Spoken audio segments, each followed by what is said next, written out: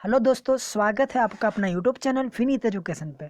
आज प्राचीन भारत का लास्ट वीडियो है। इसमें टोटल 50 क्वेश्चन का सीरीज है।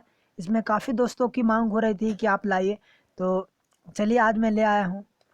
यदि आप हमारे यूट्यूब चैनल पे पहली बार आए हैं तो इसे जल्द से जल्द सब्सक्राइब कर ले, क्योंकि इस तरह का बेनिफिशियल वीडियो हमेशा आते रहेगा।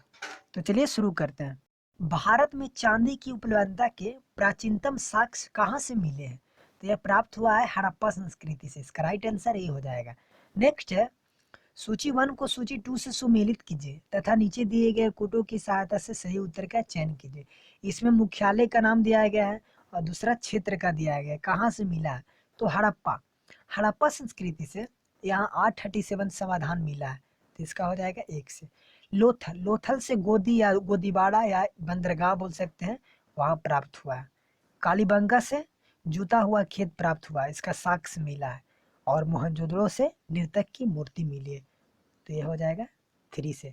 तो इस तरह से इसका राइट आंसर हो जाएगा डी, 1 2 4 3। नेक्स्ट है, निम्नलिखित में से वैदिक साहित्य का सही क्रम कौन सा है? तो इसमें से वैदिक साहित्य का जो सही क्रम है वो हो जाएगा वैदिक संहिताएं, ब्राह्मण, आरण्यक और उपनिषद। इसका राइट आंसर ये हो जाएगा। नेक्स्ट है, तमस्सो माँ ज्योतिर्गमय कथन है वो कहाँ से लिया गया है? तो यह बृहदारण्य उपनिषद से लिया गया है, जिसका अर्थ होता है कि अंधकार से प्रकाश की ओर। तो इसका राइट आंसर हो जाएगा उपनिषद, बृहदारण्य उपनिषद से, यानी उपनिषद से लिया गया है। नेक्स्ट है, बोल रहा है कि बुद्ध के संबंध में कौन सा कथन है वो सही है? उनका जन्म है वो कपिलवस्तु में हुआ था, बिल्कुल सही है। उन्होंने बोध गया में ज्ञान प्राप्त हुआ था, ये भी बिल्कुल सही है। उन्होंने वैदिक धर्म को अस्वीकार किया था, ये भी बिल्कुल सही है। उन्होंने 4 आर्य जो सत्य है उसका प्रचार किया था, ये भी बिल्कुल सही है। यानी इसका राइट आंसर हो जाएगा चारों, यानी डी। नेक्स्ट है, क्षणिकवाद का प्रतिपादन किसने किया था? तो क्षणिकवाद का प्रतिपादन किया था वो बुद्ध ने किया था। इसका राइट आंसर ये हो जाएगा। नेक्स्ट है, भारतीय इतिहास के संदर्भ में निम्नलिखित में से कौन भावी बुद्ध है जो संसार की रक्षा हेतु अवतारित होंगे? तो इसका जो राइट आंसर हो जाएगा वो हो जाएगा सी मैत्रेय। नेक्स्ट है, निम्नलिखित में से कौन से बौद्ध धर्म और जैन धर्म दोनों में समान रूप से विद्वान है? दोनों में समान रूप से विद्वान है, जैन धर्म में भी और बौद्ध धर्म में भी। तो चलिए देखते हैं। तप और भोग की अति परिहार, तो ये गलत हो जाएगा, ये सही नहीं है। वेद वेद प्रामाण्य के प्रति आराध्य, ये बिल्कुल सही है। नेक्स्ट है कि कर्मकांडों की फलवत्ता का निषेध किया गया, ये भी बिल्कुल सही है। और प्राणियों की हिंसा का निषेध, ये भी बिल्कुल सही है, यानी अहिंसा, ये भी बिल्कुल सही है। यानी 2 3 4 बिल्कुल सही हो जाएगा, यानी इसका राइट आंसर बी हो जाएगा। नेक्स्ट है, नेक्स्ट क्वेश्चन की ओर चलते हैं। तो बौद्ध तथा जैन धर्म दोनों धर्म विश्वास करते हैं, वो किस में विश्वास करते हैं? बौद्ध तथा जैन धर्म दोनों ही धर्म विश्वास करते हैं कि, पहला ऑप्शन है कि कर्म तथा पुनर्जन्म के सिद्धांत सही है, बी है कि मृत्यु के पश्चात ही मोक्ष संभव है, सी है कि स्त्री तथा पुरुष दोनों ही मोक्ष प्राप्त कर सकते हैं, और डी है कि जीवन में मध्यम मार्ग है वो सर्वश्रेष्ठ है। तो इसका राइट आंसर हो जाएगा केवल ए, कर्म तथा पुण्यम के जो सिद्धांत है वो बिल्कुल सही है। नेक्स्ट है कि भगवान बुद्ध ने निम्नलिखित में से 4 आर्य सत्य का प्रतिपादन किया था, निम्न में से कौन सा कूट है वो सही है, सही क्रम में है? दुख है, दुख का निरोध है, दुख निरोध का मार्ग है, या दुख का कारण है? तो इसका राइट आंसर हो जाएगा वो हो जाएगा, इसमें सबसे पहले आएगा वो आएगा दुख है, इसके बाद दुख का कारण है, इसके बाद दुख का निरोध है, और दुख निरोध का मार्ग है। यानी 1 4 2 3, ये 1 4 2 3, यानी इसका राइट आंसर ये हो जाएगा। नेक्स्ट है, सुल्तानी युग में बौद्धों की जो कौन सी शाखा है वो सबसे प्रभावशाली थी? तो कौन सी है? इसका राइट आंसर ये हो सी हो जाएगा, ब्रजयान। नेक्स्ट है, नवपाषाण युग में भारतीय उपमहाद्वीप के उत्तर पश्चिम क्षेत्र में निम्नलिखित में से किस स्थान पर कृषि के अभ्युदय के जो प्रारंभिक प्रमाण है वो प्राप्त हुआ है? तो कहाँ से प्राप्त हुआ है? वो प्राप्त हुआ है मेहरगढ़ से। इसका राइट आंसर हो जाएगा बी। निम्नलिखित में से कौन सिंधु घाटी सभ्यता पर प्रकाश डालता है। तो कौन डालता है? इसका जो राइट आंसर हो जाएगा वो हो जाएगा पुरातत्व संबंधी जो खुदाई है वहां से प्राप्त हुआ है। तो इसका राइट आंसर बी हो जाएगा। नेक्स्ट है 14 नंबर क्वेश्चन की ओर चलते हैं। तो सूची 1 को सूची 2 से सुमेलित कीजिए तथा नीचे दिए गए कोटों की सहायता से सही उत्तर का चयन कीजिए। इसमें स्थल का नाम दिया गया है तथा उसके जो खुदाई किसने किया है, खोजकर्ता कौन है, उसका नाम दिया गया है। तो हड़प्पा के जो संस्थापक थे या खोज किया था दयाराम साहनी के द्वारा किया गया था। तो इसका हो जाएगा दयाराम साहनी 1923-24 तथा 1924-25।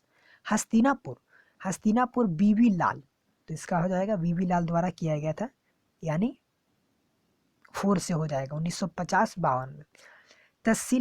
तक्षशिला का जो किए थे वो जॉन मार्शल द्वारा किया गया था। इसका हो जाएगा जॉन मार्शल। और कौशाम्बी का एनजी मजूमदार। तो इस तरह से इसका राइट आंसर हो जाएगा 14 का वो सी हो जाएगा 3 4 2 1।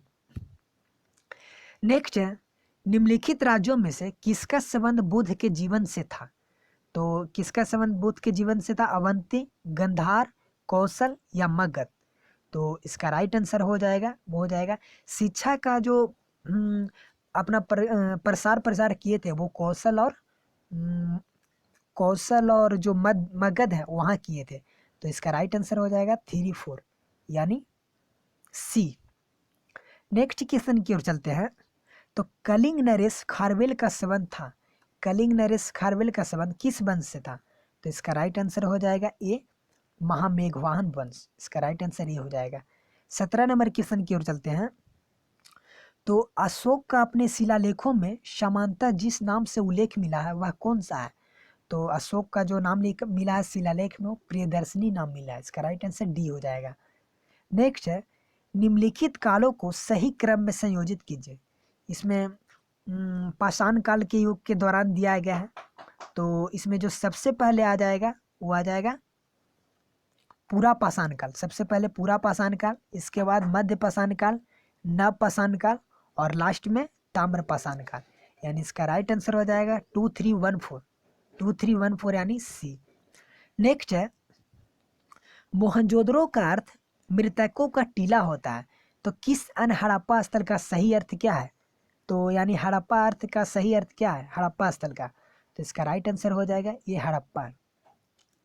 नेक्स्ट है भारत में आर्यों का आगमन किस रूप में हुआ था? तो भारत में जो आर्यों का आगमन हुआ था वो किस रूप में हुआ था? तो इसका राइट आंसर ये हो जाएगा आक्रमणकारी। क्यों? क्योंकि कहा जाता है कि आर्यों ने ही आकर सिंधु घाटी सभ्यता का है वो विनाश किया था। तो इसका राइट आंसर ये हो जाएगा। नेक्स्ट है ऋग्वेद में उल्लेखित राजन शब्द का क्या अर्थ है? तो राजन शब्द का अर्थ होता है राजा। इसका राइट आंसर डी हो जाएगा। नेक्स्ट है ऋग्वैदिक काल में कौन सी प्रथा है वो सिर्फ सांकेतिक थी? तो इससे पहले मैं बता देता हूँ कि बाल विवाह और दहेज प्रथा थी वो ऋग्वैदिक काल में प्रचलित नहीं थी। तो इसका राइट आंसर हो जाएगा, मैंने बताया बाल विवाह तो गलत हो जाएगा और एक दहेज प्रथा ये भी। तो इसका राइट आंसर बी और सी हो जाएगा यानी ई। नेक्स्ट है 23 नंबर क्वेश्चन की ओर चलते हैं।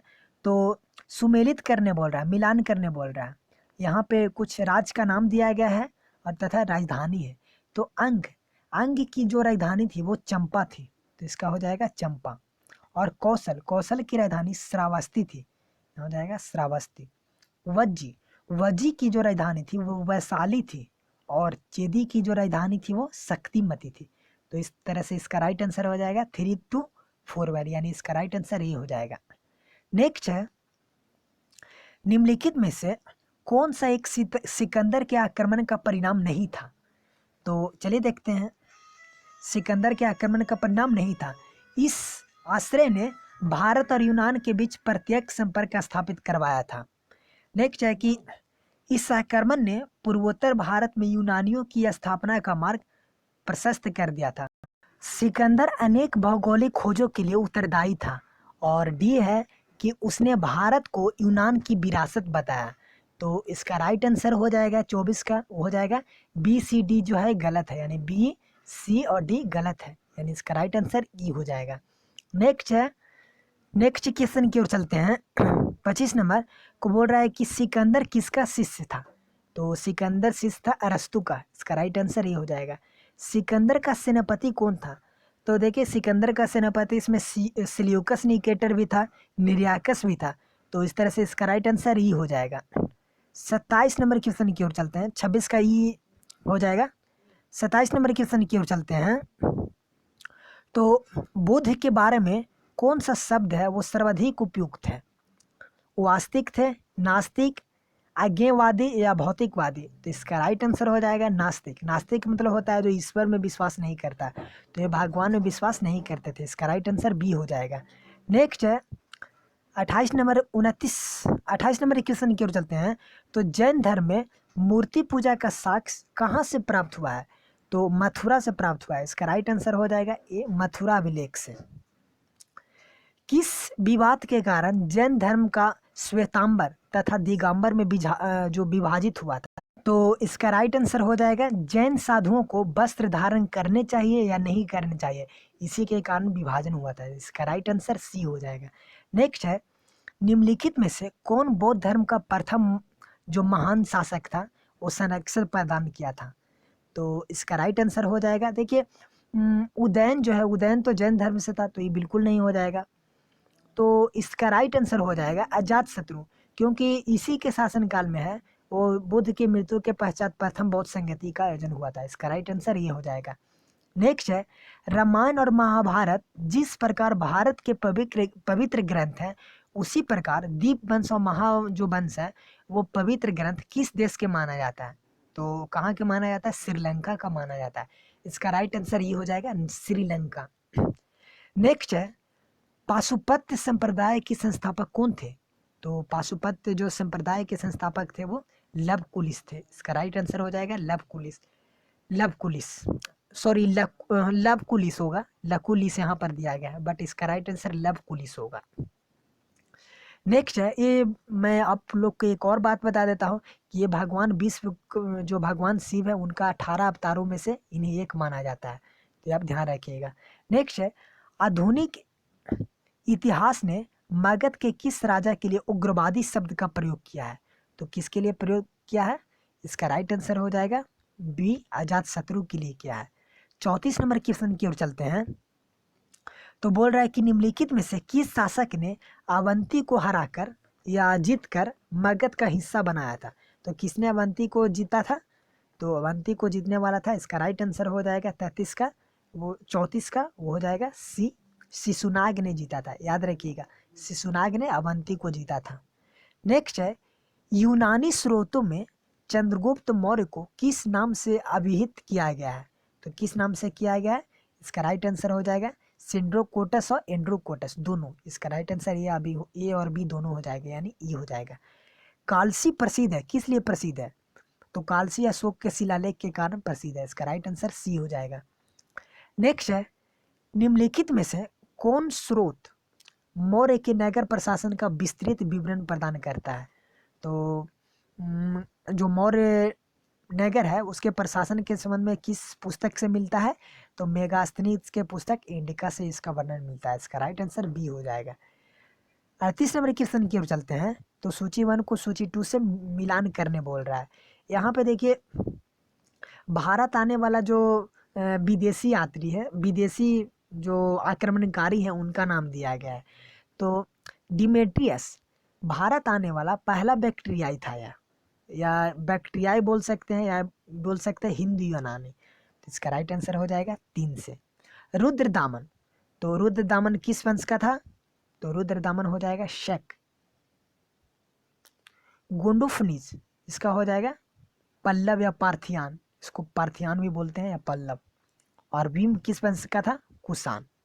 तो इस तरह से इसका राइट आंसर हो जाएगा 38 का, वो हो जाएगा सी 3 4 1 2। 39 नंबर क्वेश्चन की ओर चलते हैं। तो निम्नलिखित में से मौर्य नरेशों ने किसका विकास किया था? संस्कृति, कला व साहित्य का, सोने के सिक्के का, प्रांतीय विभाजन या हिंदू कुश का तक साम्राज्य ले गया था? तो 39 का जो राइट आंसर हो जाएगा देखिए ये बिल्कुल सही हो जाएगा और 2 गलत हो जाएगा, 3 या 4, यानी 1 3 4 इसका राइट आंसर हो जाएगा 1 3 4। तो यानी 1 3 4 इसमें नहीं दिया गया है। तो इसका राइट आंसर ई हो जाएगा। 1 3 4। नेक्स्ट क्वेश्चन की ओर चलते हैं।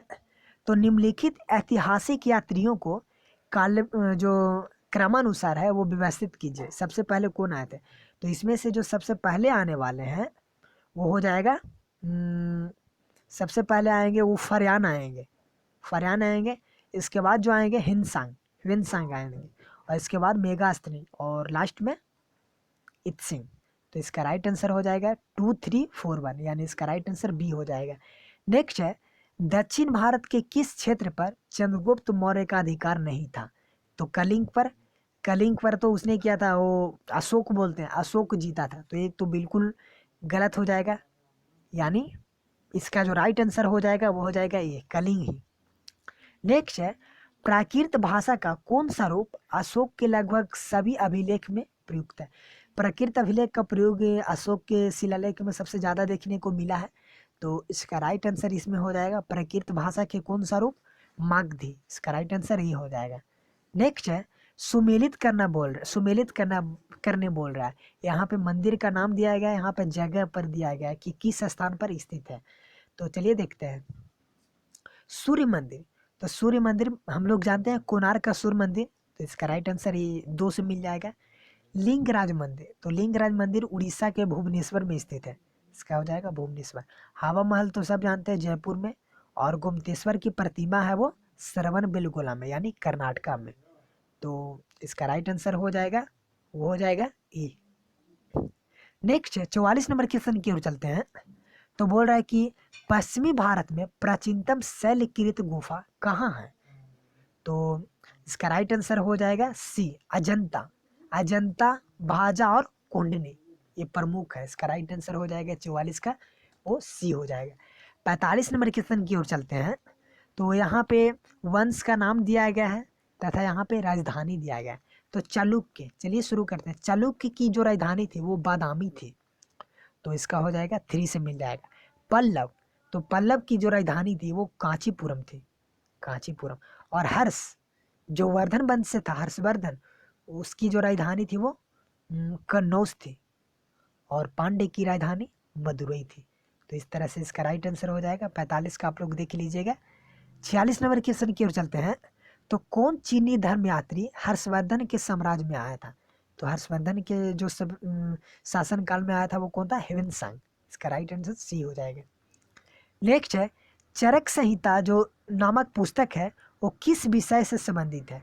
तो चरक संहिता आयुर्वेद का एक प्रसिद्ध ग्रंथ माना जाता है। तो आयुर्वेद का यानी चिकित्सक का। इसका राइट आंसर बी हो जाएगा।